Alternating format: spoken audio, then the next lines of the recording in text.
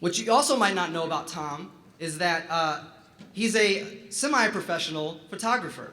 Had his photos in magazines, and he likes to take leisurely 1,100-mile strolls through the Idaho wilderness. On his last leisurely stroll, he lost about 40 pounds. But he apparently has gained all that back and more.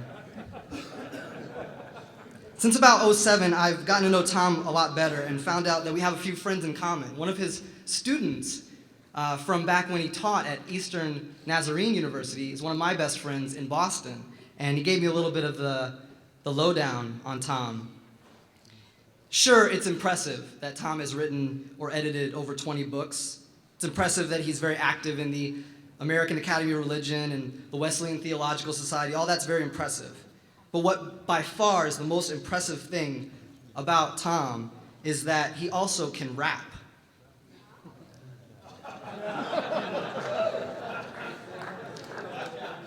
Tom once wowed his students at Eastern Nazarene with a rap entitled "The Teleological Suspension of the Ethical." I'm hoping that after he speaks tonight, we can get John Sanders to DJ, Greg Boyd can beatbox, and Tom can lay down some of his lyrical prowess for us. Welcome MC Oord, the Doctor of Love.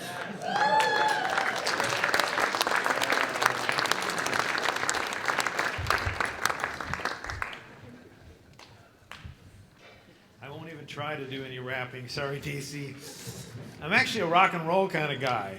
Played in a lot of bands and did some albums there. None of them very good, but I like rock and roll an awful lot. Is this good? Excellent. That was an excellent band, and I want to thank Renew again for the work that they've done, especially Marcia and the whole crew. It's been an excellent evening. Yeah, let's give them a hand for the meal tonight. There's some good news. Some of you don't know that Greg Boyd was given a $10 million check recently to support Renew's ministry. And yeah, pretty cool. Not long after Greg got the check, he was going to deposit it. Well, he had deposited it, and he was going to start spending some of the money. When one evening he heard a voice that said, Greg. And Greg was like looking around and says to Shelley, did you hear something? And Shelley says, no. And Greg, I want you to take that $10 million and go to Vegas. And Greg's like, come on, this is God's money here. And I assume this is God speaking to me, but surely God isn't wanting me to take $10 million and go to Vegas. Greg, take the $10 million and go to Vegas. Well, Greg said what any good Christian would say, yes, Lord, your servant hears you. He takes the money in cash, goes to Vegas. He walks in the door. Greg, take the $10 million to the blackjack table. Greg's saying, Lord, this can't be you. Greg, take the $10 million to the blackjack table. Now, of course, most of you know what blackjack is all about. It's only folks like me who came from the holiness tradition where we didn't play cards that you wouldn't know that blackjack is actually a game sometimes called 21. The object of the game is to get cards equaling up to, but not going over 21, and you're against the dealer trying to get a higher number. So he's dealt two cards. Now, in this game, the ace can be either an 11 or a 1. He looks at the top card as a 7. Underneath is an ace. 7, 11, 18. This is tough to beat. Greg says to himself, Lord, you must have known this all along. This is great. I'm going to double this money. We'll have $20 million for Renew. This is beautiful. He's about ready to tell the dealer he's going to fold. Greg, take another card. Greg says, Lord, come on. This is 18. This is tough to beat. Greg, take another card. Yes, Lord, your servant hears. So he says, hit me with another card. He takes a card, looks at it, another ace. Whew. He says, I didn't see that coming, but 19, I can live with that. That's tough to beat. He's about ready to give his cards in. Greg, take another card. Greg says, Lord, this is 19. I mean, what are the odds that the dealer's going to get better than this? I got to stick. Greg, take another card. Greg says, yes, Lord. Hit me with another card. Gets another card, turns it over. You guessed it, another ace. Unbelievable, he says to himself. I didn't see that coming. This is awesome. 20, there's no way that the dealer's going to beat this. He's about ready to cash in his chips when all of a sudden he hears, Greg, take another card. Greg says, come on, Lord, this is 20. I mean, I'd have to get another ace to stay at 21 and not go over. And the odds, I mean, that's just too insurmountable. Greg, take another card. Yes, Lord, your servant hears. So he says to the dealer, give me another card. You guessed it, an ace, a perfect 21. To which he hears, I didn't see that coming. Ba-dum-bum, it's my open theology joke. Yeah. I've been looking forward to hanging out with you tonight, and as I was preparing for what I wanted to say, I couldn't help but think about a person who we've mentioned a few times already, and that's Clark Pinnock. Clark died on August 15th of 2010, and as many of you know, he was a real pioneer in this open theology stuff. In fact, you know what? Can we go to my PowerPoint presentation instead of TC's? I want to show a few pictures here. We can just switch that around. I went to Clark's funeral what was the name of the little town he was from? Up in Canada. I've forgotten it already. But it was quite an interesting funeral. Many of you know Clark has written all these books. He's had articles written about him. He's, quasi-famous. But he attended a really small Baptist church. Most of the members didn't really know of his status, his fame. They knew of him and Dorothy as just people in the church who were kind and loving kind of people. And it was amazing at the funeral, hearing the folks there talk about a Clark Pinnock who I really didn't know. I knew him from lots of events. We were on advisory boards together and projects, etc. But these folks knew him as just the guy at church who was loving and kind. And it was a really powerful funeral as I heard people talk about their memories of Clark. Let's see here. There we go. Here's a picture of Clark actually at Azusa Pacific University. Those of you who know him can just imagine him talking with that particular gesture. This is a picture taken the same time as the one that TC took his picture, or has that picture. These are the folks who were part of the Open Theology and Science group there at Quincy, Massachusetts. A few people you might know from Facebook. There's Greg in the middle. A few other folks there. This is the Open Five who wrote the Openness of God book, whom TC mentioned earlier. You can see Clark's got a black eye. He had fallen down and he was looking pretty mean, especially that picture there. Look at that scowl he's got. I love that shot. There's Greg Boyd, of course, telling us the truth of the matter in one of the sessions. And here's TC. This is, I think, when TC first met Clark and Dorothy, and that's his wife there that night. And John talking with Clark, I think one of the nights when Clark was doing a lecture. And Tom and Greg and Alan Rhoda. Some of you might know Alan. But this is my favorite picture from that particular occasion. We went to see the Red Sox play. And I guess I did a poor job as the organizer. We didn't get very good seats. We were way in the back row. And this is Fenway Park, Clark Pinnock standing in the very back row of Fenway Park watching the game. And I just love that shot. Brings back great memories. When Clark died, I started thinking about some of the things that I admired most about him. And, whoops, I wanted to stay on that one.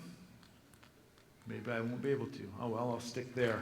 I wrote about 4 qualities about Clark that I admire, and I wanted to share them with you tonight, in part because I think they are characteristics that the open theology movement in general, and its individual members in particular, ought to think about emulating, ought to think about taking on for ourselves.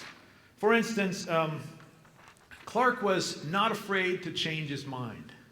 Those of you who know Clark's story know that he began as a scholar in the Calvinist, fundamentalist kind of framework, thinking of the Bible as, if not inerrant, at least pretty close to inerrant. And by the time he was at this conference, he'd come a long way from that particular position. And I think it's part of a healthy approach to life to admit that you haven't got it all figured out, and that when another idea comes along that you think is for some reason more plausible, more biblical, to be able to change your mind. And Clark did that quite a bit. But he also was not afraid to draw upon a wide variety of resources. For instance, some of you may not know that Clark had a healthy and ongoing dialogue with the LDS scholars, Mormon scholars. The LDS tradition also thinks of God in terms of God not knowing the future. And I'm guessing that a lot of us here today, who at least are like me, who from evangelical backgrounds, if the possibility came up for you to have a public discussion that was supposed to be friendly with some LDS folks, a lot of you would sort of tremble. You'd sort of think twice. Because you'd say, well, I'm not sure if the Mormons are Christians or not, and if I really engage them, what would people think about me? And one of the things I liked a lot about Clark Pinnock was he was willing to step in and just go for it. That's the same with the process tradition. I remember in 1997, Clark and John Sanders and some other folks from the Openness folks came to Claremont. I happened to be a student there at the time, and there was the open process discussion and dialogue. This is, of course, at a time, even today, in which a lot of openness folks were being criticized for being just a soft version of process theology. In evangelical circles, it's, saying your process is like saying you're demonic or something. I mean, the process is about as bad as you can get. And yet Clark and some of the other folks decided they would engage, and not only did they come in 97, but came back again in 1999 at the Whitehead Conference, in which they gave some papers, and a book came out of that called In Search of an Adequate God. Those are just two ways in which Clark was willing to draw from a variety of sources when he thought those sources might have something positive to say. It's not that he bought into all of what the LDS religion said. It's not that he bought into everything in process theology. But he was willing to look wherever he thought God was presenting some truth that might be able to help him in his quest. So he was A, not afraid to change his mind. B, drew from a variety of sources. C, humble. Clark Pinnock was not a guy who thought he had it all figured out. And boy, do I want to be like that. I don't like being around people who think they've got it all figured out. And so I don't want to be that kind of person. I always want to be the kind of person who's on the way, exploring. Yeah, there's some things I'm a little more confident in terms of what I believe, but there's a lot of things that I don't know, and I'm still exploring. I want to be humble. And finally, Clark was creative in his writing all the way up until he got Alzheimer's.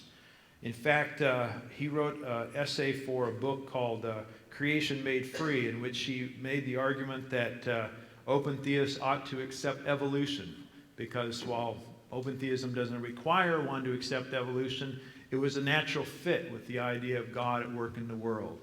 And in what I think was the very last essay he wrote, and was published in a little book that I edited called Love Among Us, an article called A Cosmology of Love. He was actually beginning to think not only about evolution, but in terms of a cosmic or cosmological account of God acting in the world, engaging the science dialogue in a really powerful way. He at this point in his life, he hadn't had the benefit of knowing all the sort of details in physics and the latest theories of evolution, but he felt like he needed to engage as best he could what was going on in the sciences. And I think the open theology community ought to emulate Clark in that we ought to engage those realms of inquiry and discipline, not just the sciences, but the arts and other humanities, in which we think we can not only draw from, but also maybe even contribute in the quest to try to make sense out of life and have some knowledge of who God is. So anyway, I want to talk a little about Clark tonight before I really get to what I want to talk about in terms of moment-by-moment relations. And to do that, I have two quotes that I wanted. Tom, would you be willing to bring that whiteboard and that easel up here and just kind of put it right in the middle of the stage? This is not like a typical lecture. This is going to be a time for you to ask questions. I'm going to present some ideas, and there won't be an obvious time at the end for Q&A. You just ask questions as we go along, all right?